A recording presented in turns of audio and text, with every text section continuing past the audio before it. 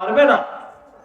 আল্লাহ পাক রব্বুল আলামিন একজন পুরুষের পর্দা কতটুকু আর একজন নারীর পর্দা কতটুকু আল্লাহ পাক রব্বুল আলামিন এই আয়াতের আগের আয়াতের মধ্যে বলেন, কুল্লিল মুমিনিনা ইয়াগুদ্দু মিন আবসারিহিম ওয়া ইয়াহফাযু ফুরুজাহুম।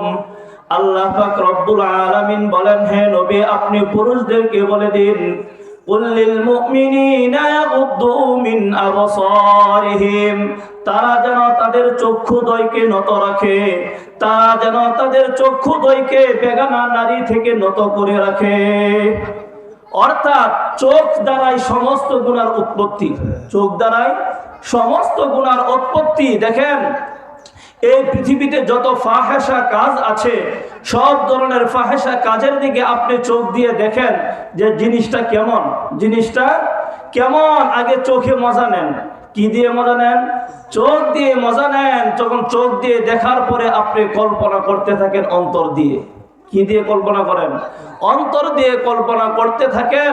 তখন শয়তানে ভর পেয়ে আপনাকে অন্তর দ্বারা কল্পনা করার পরে সেই গুনার কাজটি কাজে কর্মে আপনার মাধ্যমে সেটা বাস্তবায়ন করার চেষ্টা করে।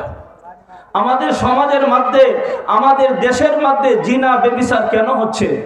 জিনা ব্যভিচার কেন হচ্ছে? পর্দার হুকুম না থাকার কারণে। পর্দার হুকুম না থাকার কারণে নবী করিম সাল্লাল্লাহু আলাইহি ওয়াসাল্লাম হাদিসের মধ্যে বলেন, ওয়াকালা রাসূলুল্লাহ সাল্লাল্লাহু আলাইহি ওয়াসাল্লাম, মা বাইনা লিহইয়াইহি ওয়া মা বাইনা রিজলাইহি আযমান লাহুল জান্নাহ। বলেন সুবহানাল্লাহ।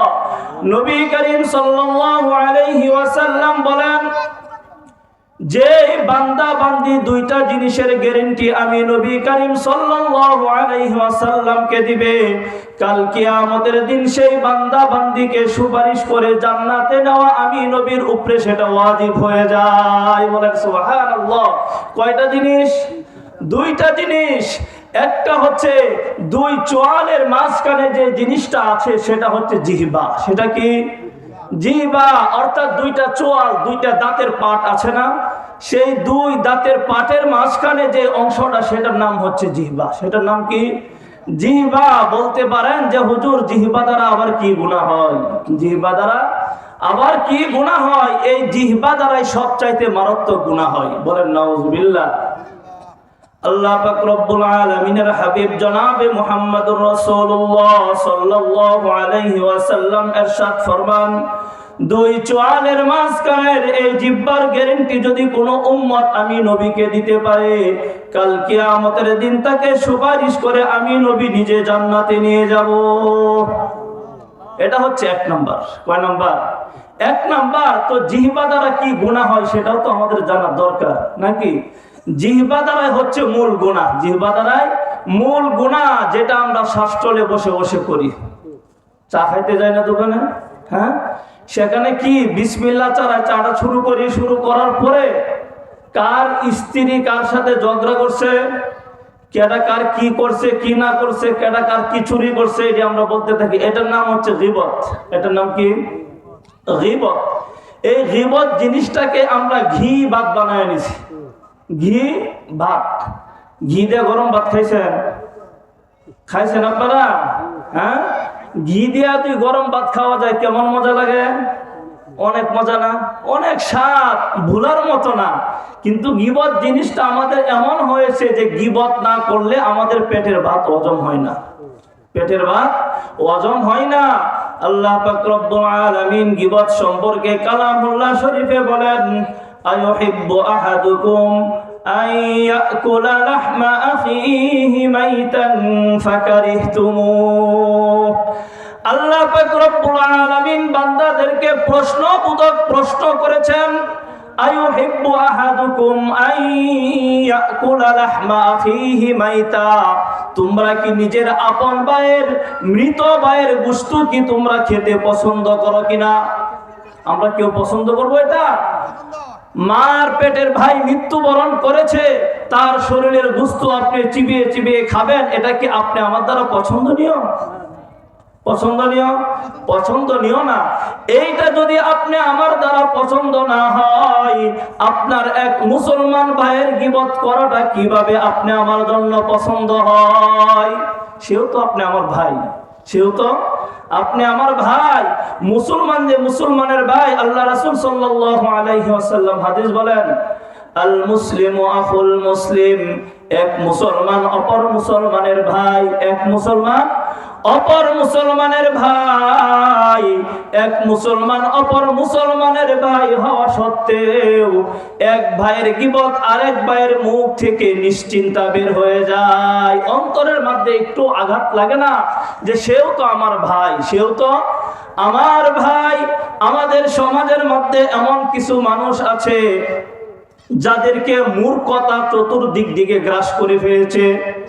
মূর্খতার যত রোগ আছে সব ধরনের রোগে তাকে আক্রান্ত করে ফেলেছে। তারা গীবতের সংজ্ঞা মানতে চায় না, গীবতের সংজ্ঞা সেটা তারা মানতে চায় না। তাদের দলিল হচ্ছে, হুজুর একজনে অন্যায় করেছে, আমি বললে সমস্যাটা কোথায়?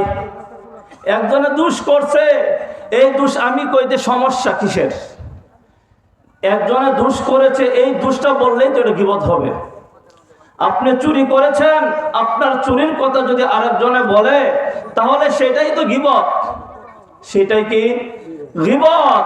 আর আপনি আমি একটা দোষ করি নাই এটাও বলে ছড়াচ্ছে, সেটা হচ্ছে অপবাদ, তুহমত দেওয়া। কি দেওয়া? তুহমত দেওয়া। সেটার গুনাহ আরো মারাত্মক, সেটার গুনাহ আরো মারাত্মক। আপনি গীবত করতে পারবেন, কোন গীবত?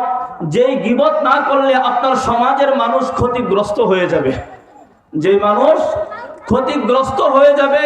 অর্থাৎ একজন মানুষ শুধু মানুষকে বিভিন্নভাবে ঠকানোর চেষ্টা করে, মানুষদের কাছ থেকে বিভিন্ন লোভ দেখিয়ে টাকা নেয়, বিভিন্নভাবে সে টাকা নেয়, মানুষকে ক্ষতিগ্রস্ত করে। সেই ক্ষেত্রে আপনার তার খারাপ গুণটা মানুষের কাছে আপনি বিবরণ করতে পারবেন যে এই লোকটা তো এমন, এই লোকটা তো এমন। আপনার নিয়ত থাকতে হবে তাকে পরিশুদ্ধ করা, তাকে পরিশুদ্ধ করা।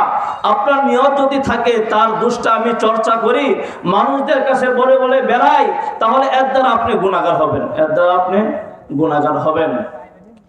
নবী করিম সাল্লাল্লাহু আলাইহি ওয়াসাল্লাম বলেন, দুইটা জিনিসের গ্যারান্টি যেই ব্যক্তি দিবে, আমি নবী করিম সাল্লাল্লাহু আলাইহি ওয়াসাল্লাম তাকে জান্নাতে নিয়ে যাব। এক নম্বরে হচ্ছে দুই চোয়ালের মাঝখানে যে জিনিসটা জিহ্বা, এই জিহ্বার গ্যারান্টি যে উম্মত আমাকে দিতে পারবে, আমি সেই উম্মতকে জান্নাতে নেওয়ার গ্যারান্টি দিতে পারবো। বলেন সুবহানাল্লাহ। দুই নম্বরে হচ্ছে দুই পায়ের মাঝখানে যে অংশ আছে, অর্থাৎ লজ্জাস্থানের হেফাজত, এই লজ্জাস্থানের হেফাজতের গ্যারান্টি যে নারী পুরুষ দিতে পারবে, আল্লাহ পাক রব্বুল আলামিনের হাবিব বলে সেই নারী পুরুষকে সুপারিশ করে জান্নাতে নেওয়া নবীর উপরে ওয়াজিব হয়ে যায়। বলেন সুবহানাল্লাহ। এই লজ্জাস্থানের হেফাজত করা বর্তমান জামানার মধ্যে কঠিন, বর্তমান জামানায় কঠিন। তার কারণ হচ্ছে আমাদের ভিতরে পর্দা নাই, আমাদের ভিতরে কি নাই? পর্দা নাই। যদি আমরা আল্লাহ পাক রব্বুল আলামিনের কোরআনে কারীমের এই আয়াতের অনুসরণ করতাম, তাহলে আমাদের দ্বারা সমাজের মধ্যে জিনা ব্যভিচার হতো না। قل للمؤمنين يغضوا من أبصارهم ويحفظوا فروجهم। যদি সমাজে প্রত্যেকটা পুরুষে যদি তাদের চক্ষুকে পর নারী থেকে নত করে রাখতো, আর যদি নিজ নিজ লজ্জাস্থান হেফাজত করার নিয়ত করত, তাহলে এই সমাজের মধ্যে কোনো ব্যভিচার হতো না। পক্ষান্তরে আল্লাহ পাক রব্বুল আলামিন, এটা হচ্ছে পুরুষের বিধান, পুরুষ তাদের চক্ষুকে নত রাখবে, কোনো পর নারীর দিকে তাদের চক্ষু দিবে না, এবং তারা নিজের লজ্জাস্থানের হেফাজত করবে। এটা হচ্ছে পুরুষের হুকুম। কার হুকুম? পুরুষের হুকুম। পরের আয়াতের মধ্যে আল্লাহ পাক রব্বুল আলামিন বলেন, وَقُلْ لِلْمُؤْمِنَاتِ يَغْضُضْنَ مِنْ أَبْصَارِهِنَّ وَيَحْفَظْنَ فُرُوجَهُنَّ وَلَا يُبْدِينَ زِينَتَهُنَّ।